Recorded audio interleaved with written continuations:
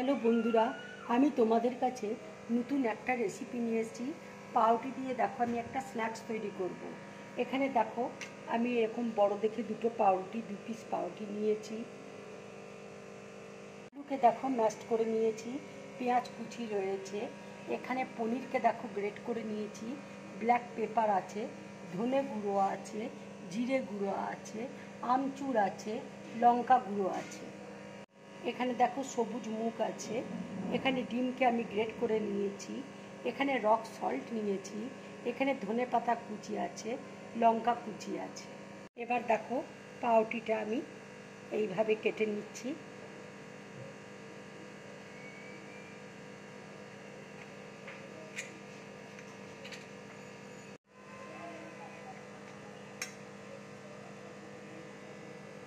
দেখো এইভাবে আমি পাউরুটিটা কেটে নিয়েছি। দেখো আলুটা আমি ম্যাশড করে নিয়েছি। এবার আলুর মধ্যে আমি পেঁয়াজ কুচি দিয়ে দিচ্ছি, পনির দিয়ে দিচ্ছি, মুগ দিয়ে দিচ্ছি, ডিম দেখো গ্রেট করে রেখেছিলাম একটা ডিম আমি দিয়ে দিচ্ছি, লঙ্কা কুচি দিয়ে দিচ্ছি। বাচ্চারা যদি ঝাল না খায় তাহলে তোমরা লঙ্কা দেবে না। এবার দেখো ব্ল্যাক পেপার দিয়ে দিচ্ছি, ধনে গুঁড়ো দিচ্ছি, আমচুর দিয়ে দিচ্ছি, জিরে গুঁড়ো দিয়ে দিচ্ছি, লঙ্কা গুঁড়ো দিয়ে দিচ্ছি, রক সল্ট দেখো দিয়ে দিচ্ছি।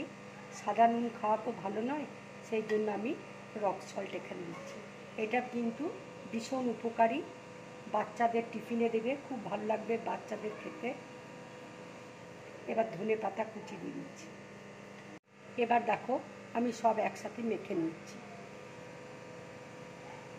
দেখো মাখাটা হয়ে গেছে, এবার আমি সাইডে সরিয়ে রাখছি। এবার দেখো পাউরুটি আমি বেলনা দিয়ে বেলে নিচ্ছি।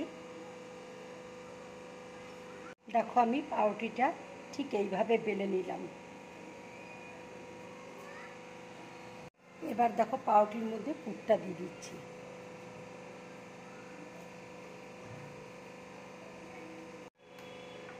এবার চারদিকে দেখো ময়দা দিয়ে দিলাম, ময়দা গুলে রেখেছিলাম। এবার দেখো আমি আস্তে আস্তে রোলের মতন করে নিচ্ছি।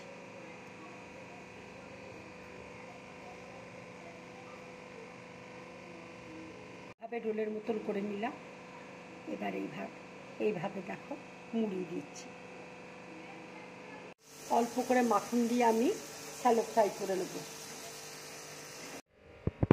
মাখনটা দেখো মেল্ট হয়ে গেছে, এবার আমি স্ন্যাক্সটা দিয়ে দিচ্ছি। আমি কিন্তু দেখো অল্প মাখন দিয়ে আমি স্ন্যাক্সগুলো তৈরি করছি। দেখো স্ন্যাক্সটা হয়ে গেছে, এবার আমি প্লেটের মধ্যে তুলে নিচ্ছি।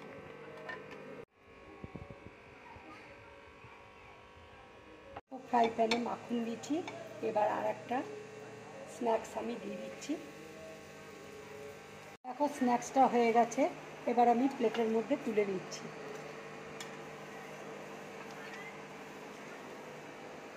বন্ধুরা, তোমরা এইভাবে স্ন্যাক্স বানিয়ে বাড়িতে খাবে, খুব ভালো লাগবে খেতে। এটা বড়দেরও ভালো লাগবে, ছোটদেরও ভালো লাগবে খেতে। যদি আমার এই রেসিপিটা তোমাদের ভালো লাগে তাহলে লাইক করবে, শেয়ার করবে, আর ড্রিম ব্লগ চ্যানেলটাকে সাবস্ক্রাইব করবে।